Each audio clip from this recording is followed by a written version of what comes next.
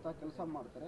ನಂತರ ಅದೇ ಪೊಲೀಸ್ ಅಧಿಕಾರಿ ವಿರುದ್ಧ ಅಕ್ಟೋಬರಲ್ಲಿ ಅವರು ಮಹಿಳೆ ಪತ್ರ ಬರೀತಾಳೆ, ನನಗೆ ಲೈಂಗಿಕ ಕಿರುಕುಳ ಇದೆ, ಬೇಕಾದಂಥ ದಾಖಲೆಗಳನ್ನ ಈಗಾಗಲೇ ಸಲ್ಲಿಕೆ ಮಾಡಿದ್ದೀನಿ, ಆದರೂ ನನಗೆ ನ್ಯಾಯ ಕೊಡಿಸ್ತಿಲ್ಲ ಅಂತೇಳಿ. ಅದನ್ನು ನಾನು ಕಮಿಷನರ್ಗೆ ಮತ್ತು ಹಿರಿಯ ಅಧಿಕಾರಿಗಳಿಗೆ ಅವ್ರ ಹತ್ರ ವರದಿ ತಗೊಳ್ತೀನಿ. ಅದ್ರ ಬಗ್ಗೆ ಏನು ನಡೆದಿದೆ ಅಂತೇಳಿ ವಿಚಾರ ಮಾಡ್ತೇನೆ. ಒಂದು ವೇಳೆ ಅದು ಸತ್ಯ ಕಂಡು ಬಂದರೆ ಅವ್ರ ಮೇಲೆ ಕ್ರಮ ತಗೊಳ್ಳೋಣ. ಅವರೇ ಹೇಳ್ತಾರೆ ಸರ್, ನಾವು ಅವ್ರದ್ದು ಏನು ತಪ್ಪಾಗಿಲ್ಲ, ಯಾವುದೇ ರೀತಿಯ ಇಲ್ಲಿ ಏನೂ ಆಗಿಲ್ಲ ಅಂತ ಹೇಳ್ತಾರೆ. ಮತ್ತು ರೂಲ್ ನಂಬರ್ಸ್ ಅವರೇ ಕೊಟ್ಟು ಬರ್ತಾರೆ ಸರ್, ತಪ್ಪಾಗಿಲ್ಲ ಅದೇ ವಿಚಾರ ಮಾಡ್ತೀನಿ. ನೀವು ಹೇಳಿದ್ದು ಒಳ್ಳೆಯದಾಗಿದೆ ಸರ್. ವಿಚಾರ ಮಾಡೋಣ. ಮಂತ್ರಿಮಂಡಲದಲ್ಲಿ ಸಮಂಜಸ ಇದೆ, ಎಲ್ಲರದ್ದು ಹೊಂದಾಣಿಕೆ ಸರಿ ಇದೆ. ಯಾಕಂದ್ರೆ ಈ ಸಿಟಿ ವಿಷಯದಲ್ಲಿ ಕೆಲವೊಂದು ತಮಗೆ ಗೊತ್ತಿಲ್ಲ ಅಂತ ತಾವು ಹೇಳ್ತೀರಿ, ಇನ್ನೊಂದು ಬೇರೆಯವರು ನಿಮ್ಮ ಇಲಾಖೆ ಬೇರೆಯವರು ಹಸ್ತಕ್ಷೇಪ ಮಾಡ್ತಾ ಇದ್ದಾರೆ.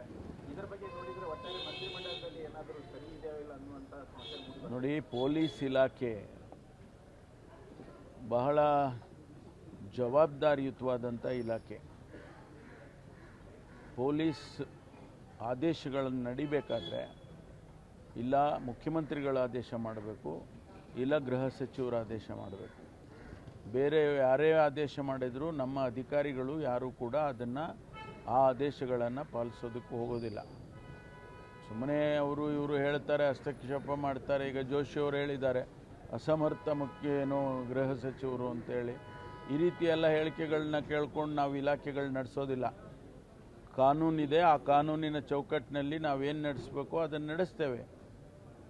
ಯಾವ ಅಸಮರ್ಥತೆ ಇದರಲ್ಲಿ ಯಾವುದೂ ಕಾಣೋದಿಲ್ಲ. ಸರ್, ಹುಬ್ಬಳ್ಳಿ ಧಾರವಾಡ ಜನ ಹೊಸ ಕಮಿಷನರ್ ಬಂದ ಮೇಲೆ ಸಾಕಷ್ಟು ನಿರೀಕ್ಷೆಗಳನ್ನು ಇಟ್ಕೊಂಡು ಅವೆಲ್ಲವೂ ವಿಷಯ ಆಗಿವೆ.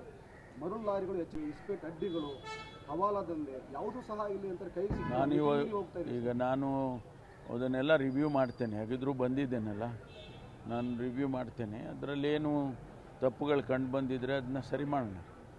Thank you sir. Thank you.